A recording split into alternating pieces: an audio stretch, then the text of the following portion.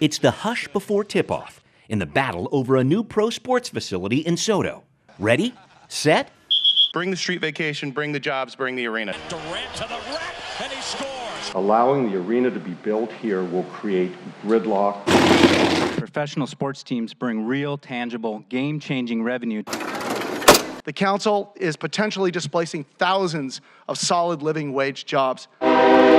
The city has heard from Grammy winners, port commissioners, and everyone in between on the proposal to vacate Occidental Avenue and clear a path for investor Chris Hansen's new arena plan. I think this is a wise move. I'll support this. But it's crunch time now. The final decision for the street vacation is in the hands of the city council, now set for a vote on May 2nd. I believe there's a path where this arena could be built. We get significant benefits. The council moved this issue out of its transportation committee April 19th, with 4 votes in support of the plan and 1 vote against. One individual is getting a sweet deal, but I think that the taxpayers and ports are not. Sally Bagshaw says the new arena, so close to the Mariners and Seahawks facilities, would create a combined traffic problem that would cripple the Port of Seattle. And Cleve Stockmeyer agrees. I'm concerned about the soul of Seattle. Stockmeyer is the attorney who sued the city 3 years ago over the arena project on behalf of the Railroad Workers Union. It's hundreds of millions in tax exemptions, tax breaks, and pure tax credits. He says the arena deal, which involves $200 million in public bonds, violates Seattle's voter-approved I-91, which prohibits funding for sports venues unless the city turns a profit. The Superior Court dismissed Stockmeyer's case, saying in 2013 the suit was premature without a final deal between the city and Chris Hansen. Right now we're watching and waiting. So, with that arena deal hanging on the council's street vacation vote, Stockmeyer has all but promised to renew his lawsuit to block a project he says is the beginning of the end for SoDo. You're going to harm the port. This is not just about a stadium. The stadium is like the tip of the spear under the tent that'll flip the whole area. And guess what? The condos will come shortly thereafter, and they want it to be all like South Lake Union. It really is about the benefit to the community. Mark Brands is a landscape architect at the company Site Workshop and one of the leaders for Hansen's ArenaCo group in the public process surrounding the street vacation issue.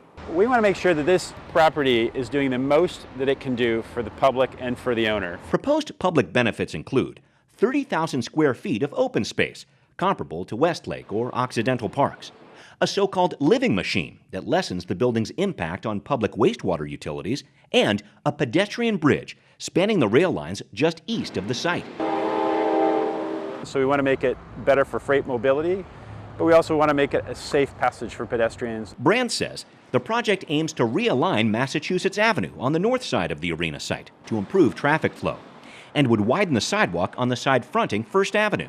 The backers behind ArenaCo believe the impact of games for a 20,000-seat arena can be mitigated so that Chris Hansen's hoop dreams don't turn into a waterfront worker's nightmare.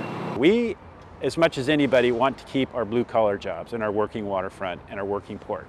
We very much care about that, but we very much think that they can coexist. Our decision today does not mean this arena will be built. The council has been careful in its process, with full knowledge that the NBA has not shown any interest in adding another team to the league, and that Hansen's agreement with the city over public funding runs out at the end of next year. Those concerns are not falling on deaf ears. And if the street vacation passes, it's likely to contain several amendments, from scheduling agreements between sports franchises and SoDo to reduce traffic tie-ups, to potentially a council request for more money from ArenaCo to build a Lander Street overpass to help freight mobility. Seriously consider what could be done at Key Arena. And some council members are looking for options away from SoDo altogether, so get ready. You need 5 players on the floor for a basketball game, and ArenaCo needs 5 votes from the full council to keep this project alive. Oppose signifies no. It all points to a process that's turned into much more than just a vote about a backstreet in SoDo. We're opposed to this any way it takes place. Our job as designers is to make sure that this project is ready to go.